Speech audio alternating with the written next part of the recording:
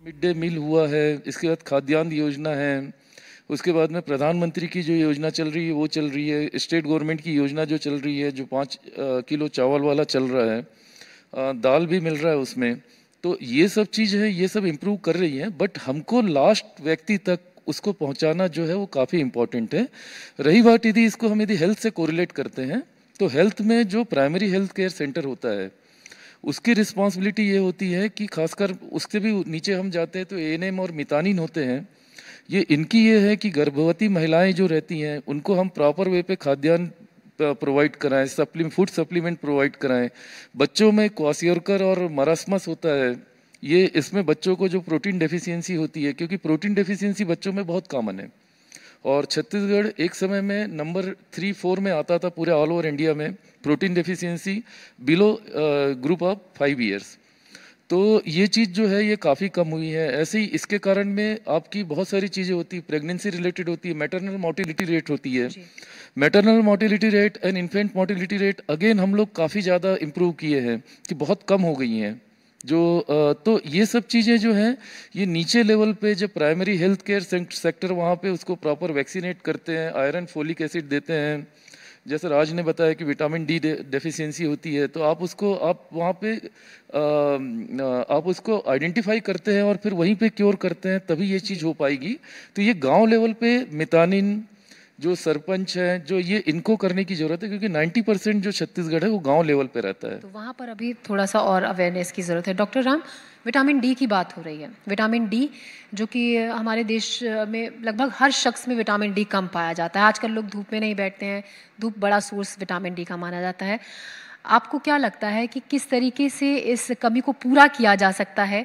क्या ध्यान लोग रख सकते हैं? क्योंकि विटामिन डी का सीधा वो संबंध है आपकी हड्डियों से, तो कैसे इसको पूरा कर सकते हैं?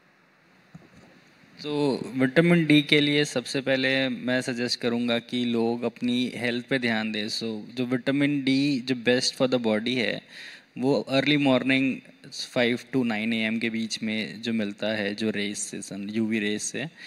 आई थिंक लोग मतलब ये पहले जैसे लोग करते थे कि early to bed early to rise makes man healthy wealthy and wise, right. So जल्दी उठें, व्यायाम करें, उससे अपने न्यूट्रिशन इम्प्रूव कर रहे हैं। अभी लोग शराब, सिगरेट और ये सब चीज़ों में नशे करने में ज़्यादा रहता है, तो वो सब चीज़ों से भी काफ़ी ज़्यादा इफ़ेक्ट पड़ता है, क्योंकि बॉडी को न्यूट्रिशन की ज़रूरत पड़ती है, ये सब चीज़ जो टॉक्सिन्स हैं उनको बाहर निकालने में। एंड देन उसके बाद फूडिंग, आजकल सब बटन दबाएं और खाना आ जाए घर पे, तो होम कुक्ड मील्स का बहुत ज़्यादा इम्पोर्टेंस रहता है कि फ्रेश खाना रहे। तो ये सारी चीज़ें बेसिक्स हैं जो कर सकते हैं अपन न्यूट्रिशन इम्प्रूव करने के लिए। क्या दवाइयों से ये भरपाई जल्दी होती है या फिर धूप में बैठने से, हेल्दी खाना खाने से? नहीं, देखिए, दवाई इज़ अ क्विक फिक्स, ठीक है, आप उसको लॉन्ग रन में नहीं चला सकते। तो आपको एक सस्टेनेबल सोल्यूशन चाहिए, तो वो दैट इज़ कि आप एक हेल्दी हैबिट बनाएं और उस पर ध्यान दें। डॉक्टर देवेंद्र, हम हेल्दी खाने की भी साथ साथ बात कर रहे हैं। आपको ये लगता है कि लोग अवेयर हैं इस बात को लेकर? क्योंकि देखिए अभी भी बहुत से ऐसे इलाके हैं, जैसा कि आप बार बार जिक्र भी कर रहे हैं कि छत्तीसगढ़ मतलब आधे से ज़्यादा हिस्सा जो गाँव का इलाका है, कि लोग एक हेल्दी फूड को लेकर अवेयर पूरी तरीके से हैं कि हेल्दी खाना खाएंगे तो हेल्दी रहेंगे।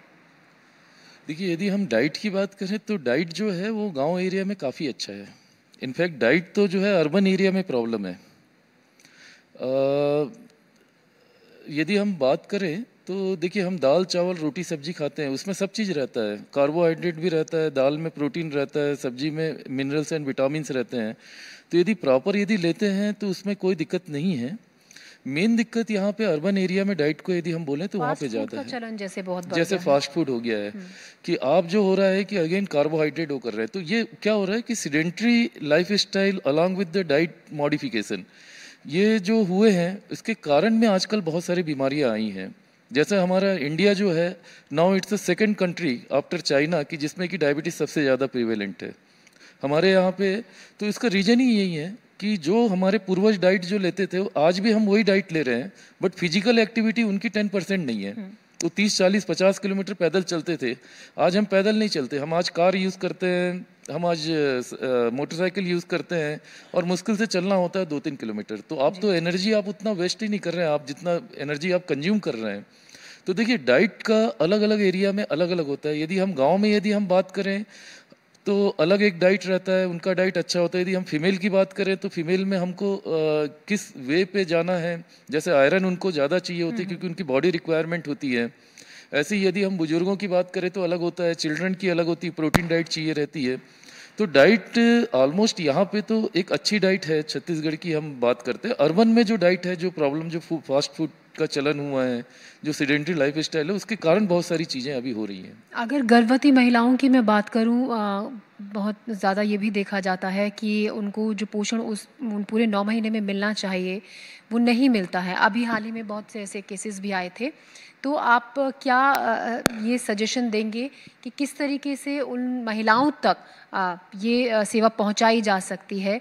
क्योंकि उन तमाम जो बजट होता है वो पास भी होता है, लेकिन वहाँ तक वो जो सुविधाएं हैं वो सहूलियत उन तक नहीं पहुँच पाती है। इसमें कहाँ आपको लगता है कि ये कमी रह जाती है, इसको हम इस तरीके से दूर कर सकते हैं? देखिए ये जो आपने प्रेग्नेंट वुमेन, गर्भवती महिलाओं की बात की है, तो बेसिकली उनके लिए डाइट जो होता है काफ़ी इम्पोर्टेंट होता है क्योंकि 2 लोग रहते हैं उसमें डाइट के लिए। तो वहाँ पे अपने को हाई प्रोटीन डाइट बहुत इम्पोर्टेंट है, along with the iron supplement with folic acid supplement, ये बहुत इंपॉर्टेंट होता है। इसके अलावा proper timing of the diet का है। जैसे गांव में अधिकतर लेडीज़ों को ये देखा जाता है कि सब पूरा घर को खाना खिलाए, उसके बाद खाए, फिर उसके बाद उपवास काफ़ी रखा जाता है।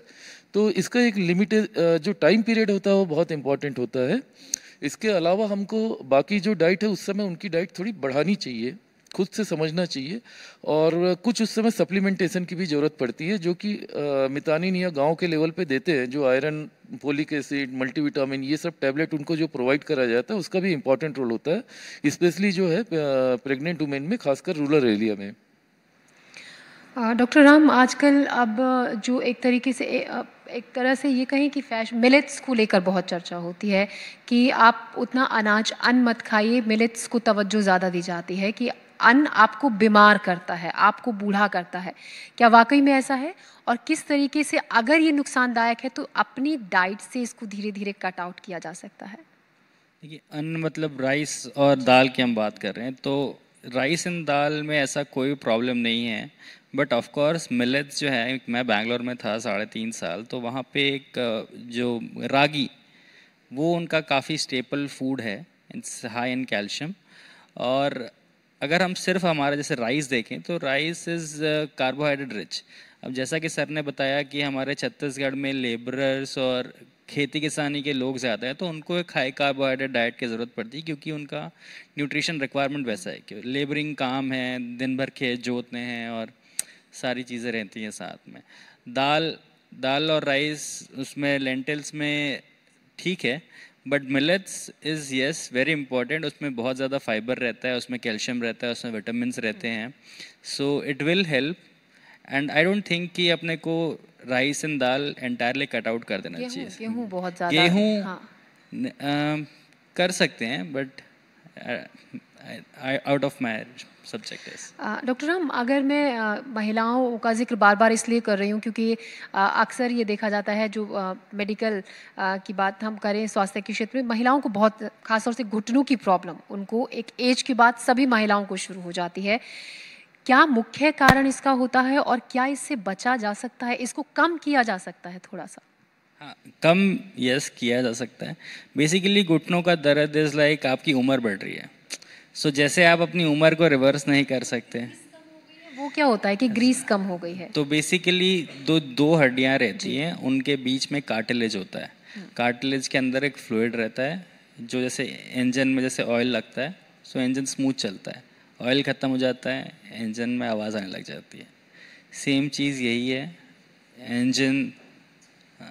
हम आप हमारे साथ आए, आपने हमसे बातचीत की, और देवेंद्र जी आपका भी स्वागत, शुक्रिया बहुत बहुत हमसे जुड़ने के लिए, तमाम सवालों का जवाब देने के लिए हमारे साथ। और अब मेरे सहयोगी अनुराग स्टेज पर आएंगे और चर्चा को आगे बढ़ाएंगे। खास मेहमान भी हमारे साथ बस अब से कुछ ही देर में स्वास्थ्य मंत्री जुड़ेंगे। जो आगे चर्चा को आगे बढ़ाकर प्रदेश में किस लेवल पर काम हो रहा है स्वास्थ्य के क्षेत्र में, इस पर बात करेंगे।